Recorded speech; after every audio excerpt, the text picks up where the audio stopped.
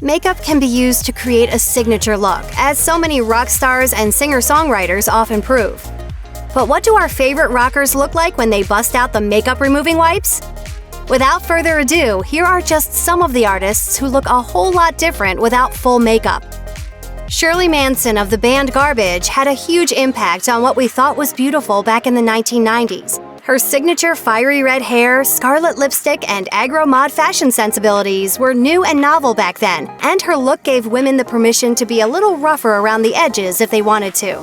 The self-professed makeup addict was also a powerhouse vocalist, and she could be heard lighting it up on hit song after hit song. When it comes to doing her makeup, Manson has approached it strategically from the get-go. She shared in an interview with Billboard, "I've always worn makeup like war paint. I've never believed in just a little slick of see-through lip gloss and a little brushing of natural color mascara. I like my makeup bold, and I wear it not to attract, but repel." We are definitely here for that unapologetic and in-your-face approach to being seen, and her refusal to shrink back. When it comes to staying power, Gwen Stefani has it in spades.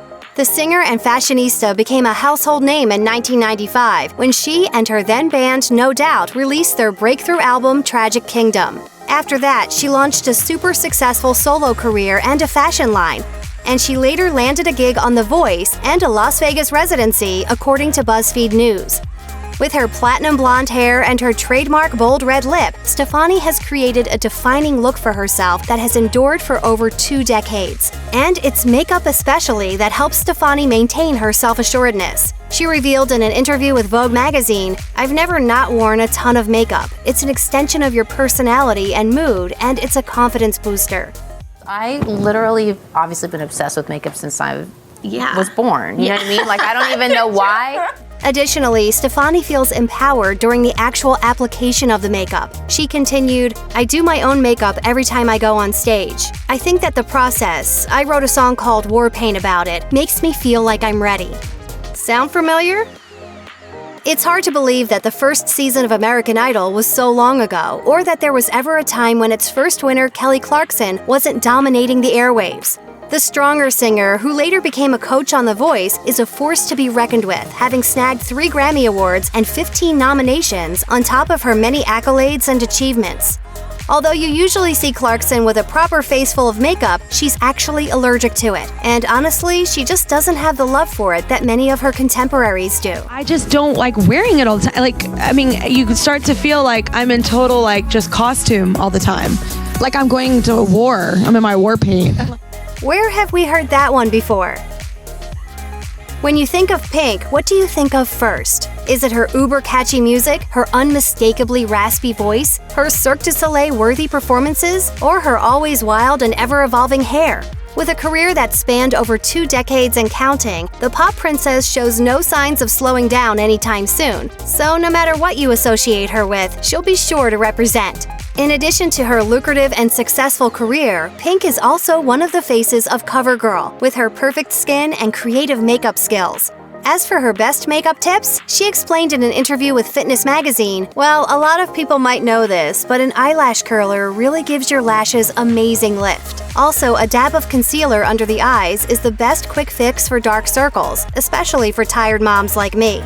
Those are some surprisingly practical hacks for someone who seems so wild.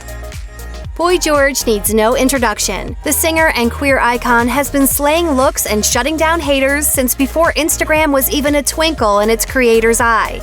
The Culture Club singer has also overcome a lot in his life, including drug addiction, and the legal trouble that came with it, as noted by The Guardian. But by the same token, he has enjoyed a career renaissance, and he has an enduring popularity that ensures there's still more we can expect from him. Boy George started experimenting with flashy clothing and traditionally feminine makeup at a young age, something that got him unwanted attention at school. He recalled in an interview with NPR, "I was different, you know? Even from about the age of 6 years old, I was kind of made to feel different by other kids, you know? I was quite a pretty kid, and I got called girl a lot and woman and all of that." Fortunately for the world, that didn't hamper his innately flamboyant spirit, and he was able to flourish and become the artist we all know and love. Singer-songwriter and body-positive icon Beth Ditto isn't afraid to stand out. She rose to fame in the early 2000s with her band Gossip and has been ever present in popular culture ever since. Unapologetically queer, Ditto is a rare bird in a heteronormative culture that values thinness as equivalent to beauty. But with her colorful fashion and her bold makeup, Ditto goes about the business of being a rock diva seemingly without effort, and we are 100% here for it.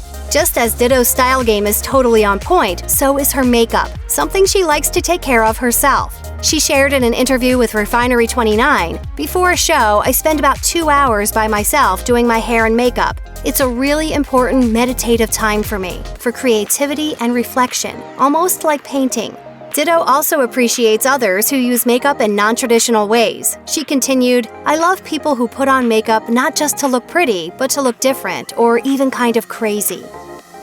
Girls who grew up in the 90s will all tell you how revolutionary Lilith Fair was. Founded by Canadian singer-songwriter Sarah McLachlan, the festival was among the first of its kind to focus on female musicians on stage, unlike many of the other male-dominated tours at the time.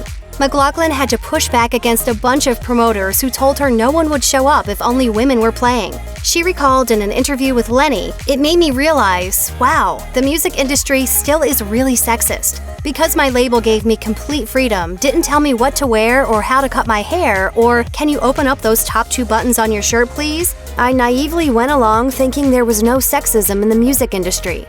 Even after Lilith Fair was a huge success, McLachlan still fielded more complaints. She continued, "Then Lilith happened, and there was wall after wall after wall of men saying, 'Why do you hate men?' I'm like, what does celebrating women have to do with hating men?"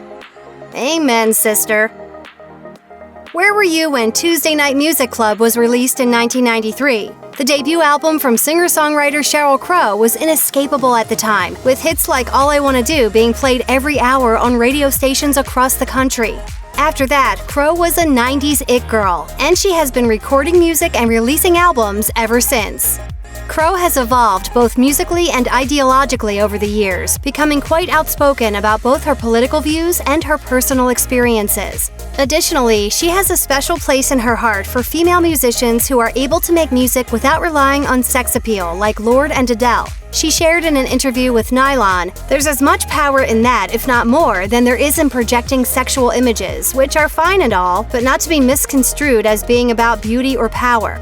Women are powerful for many reasons, not just their bodies."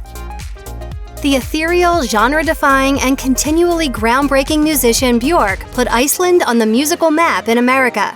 Although she emerged as a successful solo artist back in the early 1990s, she's continued to have a long and evolving musical career, accompanied by some of the strangest and most innovative costuming and makeup looks. She's truly a singular artist. Additionally, Bjork was unafraid to step in front of the camera without makeup, long before makeup-free selfies on Instagram were even a thing. She appeared on the cover of The Face in 1993 and was featured makeup-free inside the magazine. Speaking with Time about one particular photo with her freckles on full display, she explained, "Glenn Lutchford did this photo. He's amazing with skin. The camera was literally like this big, so you get all these details. I was 27 when this was taken." Bjork does occasionally post makeup-free selfies on her Instagram page, showing just how different she looks when she's not made up and looking like a creature from another world. Kiss has been helping everyone rock and roll all night and party every day for nearly half of a century. Known for the members' bold makeup, wild costuming, and theatrical onstage antics, Kiss has proven itself to be in a category all its own. Frontman Gene Simmons knows this, and he isn't shy about telling the whole world about it. He proclaimed in an interview with Guitar World, "Kiss is a different animal. We're like heavy artillery. We're armored. I wear 8-inch platform heels, and it takes hours to put on the makeup and the studs and all the stuff." Simmons especially takes the makeup aspect of Kiss seriously. If you want the real Kiss face, you start off with Stein's Clown White. Just go to any sort of costume Halloween shop, you'll get some of this. But he doesn't allow former members to join the band on stage in their iconic makeup. He explained in an interview with Imperiumi, "You've been out of the band 20 years. It's not going to happen." That means that even if some previous Kiss musicians were game for a reunion, Papa Simmons is keeping the face paint to himself. Rules are rules, folks. Check out one of our newest videos right here, plus even more list videos about your favorite stuff are coming soon. Subscribe to our YouTube channel and hit the bell so you don't miss a single one.